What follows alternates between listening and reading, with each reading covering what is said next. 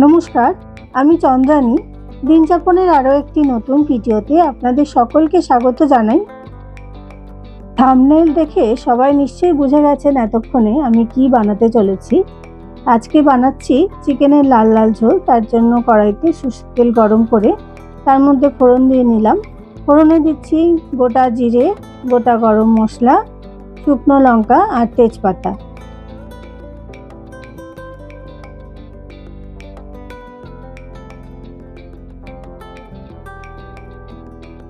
ফোড়নটার থেকে খুব সুন্দর গন্ধ বেরিয়ে গেছে। এবারে কেটে রাখা কুচানো পেঁয়াজগুলো আমি এখানে দিয়ে দিচ্ছি। পেঁয়াজগুলো একটু ভালো করে ভেজে নেব। এই চিকেনের লাল লাল ঝোলটা সব কিছুর সাথেই খাওয়া যায়। ভাত, রুটি, পরোটা কিংবা ফ্রাইড রাইস, পোলাও সবের সাথেই ভালো করে যায়। স্বাদ মতো নুন আমি এখানে দিয়ে নিলাম। লবণটা দিলে পেঁয়াজটা তাড়াতাড়ি ভাজা হয়ে যায়। এবারে দিয়ে দিলাম কয়েক টুকরো টমেটো। এখানে আমি 1.5খানা টমেটো ইউজ করেছি, একটা বড় আর ছোট। আর কুচনো কাঁচা লঙ্কাও এখানে অ্যাড করে দিলাম।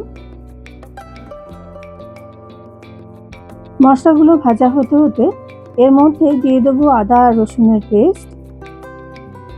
আদা রসুনের পেস্টটা দিয়ে আবারও ভালো করে সব মশলাগুলো একসাথে ভালো করে কষিয়ে নেব। এবারে গুঁড়ো মশলাগুলো অ্যাড করে দিচ্ছি। গুঁড়ো মশলা বলতে হলুদ গুঁড়ো, লঙ্কার গুঁড়ো, জিরে গুঁড়ো, ধনে গুঁড়ো, যেগুলো আমরা নর্মালি সবসময় ব্যবহার করে থাকি, সেই মশলাগুলো সব কিছু দিয়ে আবারও ভালো করে একসাথে কষিয়ে নিচ্ছি। একটু কাশ্মীরি লঙ্কার গুঁড়ো দিয়েছি যাতে ঝোলটা লাল লাল দেখতে লাগে। মশলাটা ভালো মতন কষানো হয়ে গেছে। এবার ধুয়ে রাখা মাংসের টুকরোগুলো এর মধ্যে অ্যাড করে দেব।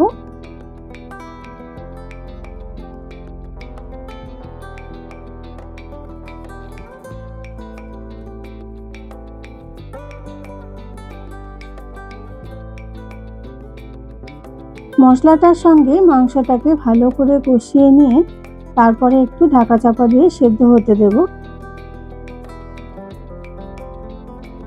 1/2 কাপ মতন দই মিক্সির পটের মধ্যে ফেটিয়ে নিয়ে আমি এখানে অ্যাড করে দিলাম। এবারে কয়েক টুকরো আলু এখন এটার মধ্যে অ্যাড করে দেবো।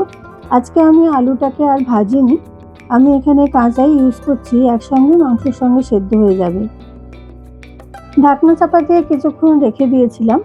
মাংসটা এখন অনেকটাই ভালো করে সেদ্ধ হয়ে গেছে। আবারও একটু ভালো করে কষিয়ে নিচ্ছি। তৈরি হয়ে গেল চিকেনের লাল লাল ঝোল। প্লেটে সার্ভ করে দিয়েছি। আজকে আমি চিকেনের লাল লাল ঝোলটা পরিবেশন করেছি এখানে ফ্রাইড রাইসের সঙ্গে। আজকের ভিডিওটা কেমন লাগলো অবশ্যই আমাকে কমেন্ট করে জানাবেন।